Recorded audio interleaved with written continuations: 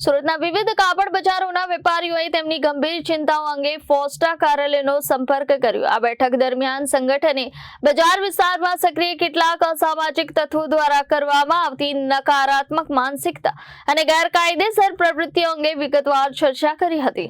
આ ચર્ચા દરમિયાન વેપારીઓએ અહેવાલ આપ્યો હતો કે કેટલાક અસામાજિક તત્વો ખોટા આરોપો લગાવીને અને અન્યાયી માધ્યમોનો ઉપયોગ કરીને વેપારીઓને ડરાવવાનો પ્રયાસ કરે છે। વધુમાં બજાર વિસ્તારમાં ગંભીર સમસ્યાઓ ઊભી થઈ ગઈ છે, જેમાં મોબાઈલ ફોન ચોરીના બનાવો, રસ્તાની ખોટી બાજુએ રિક્ષા ચાલકોનું અવ્યવસ્થિત વર્તન, ટ્રાફિક અવરોધ અને 451 માર્કેટથી મિલેનિયમ માર્કેટ ગેટ સુધી ગેરકાયદેસર પાર્કિંગ, ઇરાદાપૂર્વક વાહનોને સ્પર્શ કરવો, ધમકી આપવી અને વેપારીઓ પાસેથી તેમના સહયોગીઓને ફોન કરીને પૈસા માંગવા સહિતની ઘટનાઓનો સમાવેશ થાય છે। ઉપસ્થિત વેપારીઓએ આ તમામ મુદ્દાઓ પર ઊંડી ચિંતા વ્યક્ત કરી અને વહીવટી તંત્ર તરફથી તાત્કાલિક અને કડક કાર્યવાહીની જરૂરિયાત પર ભાર મૂક્યો।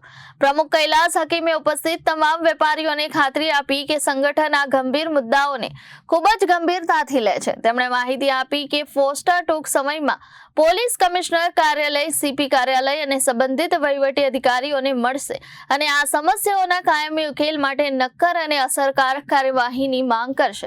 તેમણે એ પણ સ્પષ્ટતા કરી કે બજાર વિસ્તારમાં કાયદો અને વ્યવસ્થા જાળવવા માટે સ્થાનિક પોલીસ વહીવટતંત્રને પોલીસ પેટ્રોલિંગ વધારવાની ખાસ માંગ કરવામાં આવશે, જેથી અસામાજિક તત્વોને અસરકારક રીતે નિયંત્રિત કરી શકાય અને વેપારીઓને સલામત અને ભયમુક્ત વાતાવરણ પૂરું પાડી શકાય।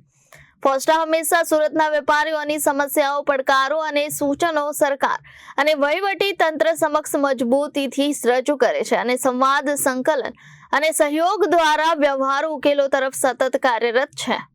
Bureau report, Janadesh news.